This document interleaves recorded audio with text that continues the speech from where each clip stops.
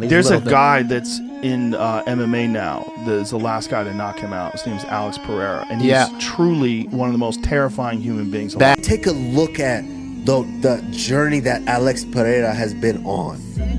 It ain't Conor, but it's about as good as it gets. And we know that when Alex Pereira steps in the octagon, it's always going to be fun and explosive, win or lose. I was raised as a youth, till you forgot the scoop on how to get a bulletproof. Sex busting off the roof, and when I was a teenager, mobile phone, sky pager, game roof. After what happened last weekend at UFC 303, we can all say one thing. Alex Pereira is the new face of the UFC. He's headlined Madison Square Garden twice, UFC 300, and International Fight Week, all of those being the UFC's biggest events. He answers every call from the UFC and never disappoints in his fights, knocking out every opponent that steps in his path. Here in this video, I'll go over each fighter before and after they fight Alex Pereira. Starting this video off, we got the fight that put Poatan on the map. Sean Strickland was a company man that fought whoever the UFC put in front of him. He was on a 6-fight win streak when he was placed against 34-year-old up-and-comer at the time, Alex Pereira. This fight was booked as Poatan's fight to the title shot, with this matchup being on the undercard of his kickboxing rival, Israel Adesanya. But that didn't stop Strickland's confidence one bit, saying this. Here's the thing, man. Here's the thing. Let me tell you guys something. There's not one glory kickboxer in any weight class that I couldn't stand and bang with. So don't tell me just because you're some big Brazilian, you knocked out Izzy 20 years ago, that I can't stand with you. Come on, motherfucker. Get out of here. The fight happens, and the rise of Poatan begins, as he knocks Strickland out in the first round with his patented left hook. Strickland, having only been knocked out one more time before this fight, had to change his fight style after being knocked out. Change your fighting style or approach what you're doing there any differently based on. Oh yeah, no. Again, I got knocked out by the Brazilian 5 months ago. I fought kind of like a. I kind of fought like a. We can agree. You know, maybe I would have grunted more, thrown bigger punches, maybe thrown a couple kicks. That's what the judges like. They don't give a about striking. They just want you to ha ha ha. So you know, maybe I would do a little bit ha ha more. You know, I don't know. Listen to the coaches, maybe. Strickland lost his next fight against Jared Cannonier, but he would come out of those losses even better. He started to train with Pereira and would end up winning the UFC middleweight championship against Israel Adesanya in dominant fashion. I guess Sean can say when you fight Poatan, your career gets a lot better. The next guy I want to talk about is the reason why Alex Pereira got his shot in the UFC, and that's the stylebender Israel Adesanya. This rivalry sparks all the way back from April 2nd, 2016, where they faced off at Glory Kickboxing. Pereira won that fight by unanimous decision, but Izzy makes it very clear that he thought he won that fight. First fight in China, I thought I won. Anyone who's watched the fight, these casuals don't, these plebs don't. I thought I won. Yep. Even he thought I won till he got his hand raised. They have a rematch in 2017 where Pereira knocks out Izzy cold in the third round, looking to put their rivalry to an end. They both go their separate ways after. Poatan goes on to be a 2-division champ in kickboxing, and Adesanya was on his way to MMA full-time, winning the middleweight championship. This rivalry was over, but Izzy sparks it back up in an interview before his first title defense against Yoel Romero. He's gonna be at some pub talking some about I beat that guy one time, trying to get sucked from a crack. Pereira sees this clip and makes his way to MMA full-time, having one fight at Legacy Fighting Alliance, one of the smaller MMA organizations. He absolutely destroys Thomas Powell with a left hook, and then gets signed to the UFC right after. Fast forward almost 2 years to the exact day, and Pereira and Adesanya finally make their way back to headline Madison Square Garden in New York City. Adesanya is clearly winning the fight going into the 5th round, but in Pereira's corner, you might hear the best corner speech in UFC history. For you to, it's one round for you to be a world champion. 5 minutes. Enough. You need to get to him. You need to approach him. Okay? You need to have knock him out. Listen, you need to knock him out. Pereira comes out guns blazing, throwing combos and looking to decapitate Izzy with shots while Adesanya is trying to coast to a decision. Pereira finds a shot to land and lands it flush, knocking Adesanya to the floor and finishing the fight a few punches later. Pereira becomes the UFC middleweight champion and is now 3-0 against Adesanya. Adesanya doesn't know what to do now, as the one guy who has his number has now beaten him 3 times. Izzy vows to come back stronger, and is booked a rematch against his career-long foe once more time. This time, the crowd is with Poatan, as Pereira gained an immense fan base after his knockout against Izzy. But this time is different, as Izzy baits Pereira into throwing reckless shots and catches him with a right hook and a left hand that knocks out Pereira cold.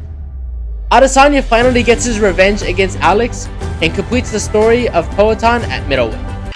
Now we get to look at Alex Pereira at his natural weight class, light heavyweight. After losing his middleweight belt, Alex Pereira decided the weight cut to 185 was too much and would move up to 205. His first opponent would be none other than one of the best light heavyweights in the division, in Jan Blachowicz. Blachowicz was just coming off a title shot against Magomed Ankalaev, where the fight ended in a draw and the light heavyweight division was at a standby. The former light heavyweight champion was still looking for his chance at the UFC title and thought dominating another middleweight would be a shot. Blachowicz fought Adesanya in his first title defense as Izzy tried to get double champ status, but Blachowicz's ground game was too much for Izzy. He thought the same thing was going to happen in this fight against Pereira, and it did kind of play out that way. Jan took Alex down 3 times and controlled him for over half the fight, not letting Pereira do any work on his feet. It was a snooze fest fight, something that has never happened in Alex Pereira's career, and it went to a decision, only the second time that's happened in his career. Poatan got the nod, with Blachowicz visibly upset at the fact that he thought he dominated every round and should have came away with the victory. This fight threw off the course of Jan's career, as there's no one in the top 5 light heavyweight division that he hasn't fought, and he's 41 years old. Blachowicz hasn't fought in almost a year, and he's still not booked for a fight yet, so who knows if Blachowicz will want to fight again. Fast forward a couple months, and Alex Pereira is now the champion and looks to be on a dominant reign. We come to the time of UFC 300, which is supposed to be the biggest fight card of the year. A card with superstars like Max Holloway, Justin Gaethje, Charles Oliveira, Aljamain Sterling, and Poatan is the one headlining this event. That shows his level of superstar up to this point. But he's going up against the former champ Jamahal Hill, who's looking to take back his belt that he never lost. Hill was forced to vacate his light heavyweight strap due to injury, and Alex went and won the belt a couple months before against Jiri Prochazka. Going into this fight, Hill knew what to expect. He knew Alex's striking was a problem, he knew the way to beat him was to wrestle like crazy, and he knew that if there was going to be a shot to knock him out, it was going to be Pereira's left hook. Still, Jamahal Hill chose ignorance over strategy, and said this: I will knock him out, and when I do, I'm going to rub it in every single one of y'all face. Mark my words when I say this. There will be no, I do not plan on taking him down. I do not plan on wrestling him. Bad move, Jamal. You're standing toe-to-toe with a 2-division Glory Kickboxing champion, and you choose to stand and strike? It's a very easy thing to say, but to do it is a very different thing. The fight happens, and we all know what happens next. Stop! Continue. Please, get out of here.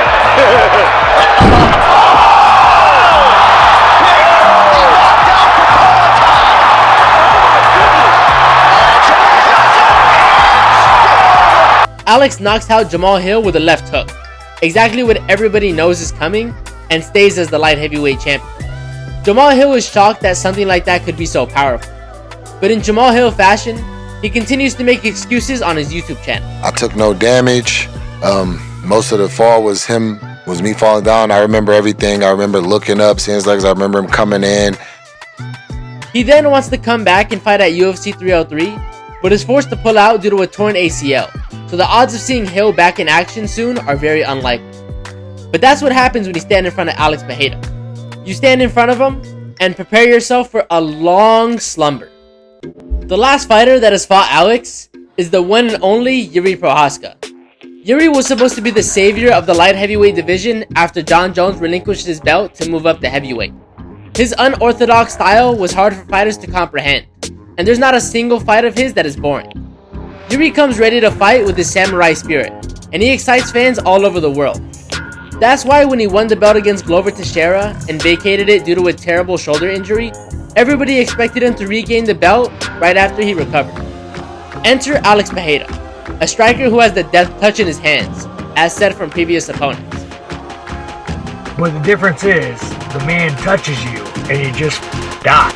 They're booked to headline UFC 295 at Madison Square Garden, and Alex Pereira connects with a left hook that sits Prochazka down immediately, and is finished with more punches afterwards. Although it seemed like a dominant finish from the champ, some people are saying that it was an early stoppage. Fast forward to this past weekend, and we have a rematch between the two foes. But before this rematch takes place, Jiri has a choice of words that he'd say during his media day. Yes, everybody knows that, and he's doing these rituals before the fight. Everybody can feel that, and I think Alex can't fight without that. He claims Alex is using some sort of magic to help him win his fights, and says he wants a fair matchup between their skills. But Alex is unbothered by this, continuing to do what he's been doing since he came into the UFC. We get to the fight, and it plays out almost exactly like the first one. Alex rocks Jiri with a left hand to end the first round, but it's a left high kick that puts Jiri to sleep, continuing the greatness of the fastest double champ in UFC history. As for Jiri, this puts him in a bad place mentally, thinking he needs to do something with his entire lifestyle in order to fight again. I need to evolve to the next level, or don't fight again. That's what happens when you fight the scariest guy in the UFC, in Alex Poatan Pereira. Let me know what you guys think about this video in the comments. All that being said, I hope you enjoyed the video. Please like and subscribe, and I'll talk to you guys later.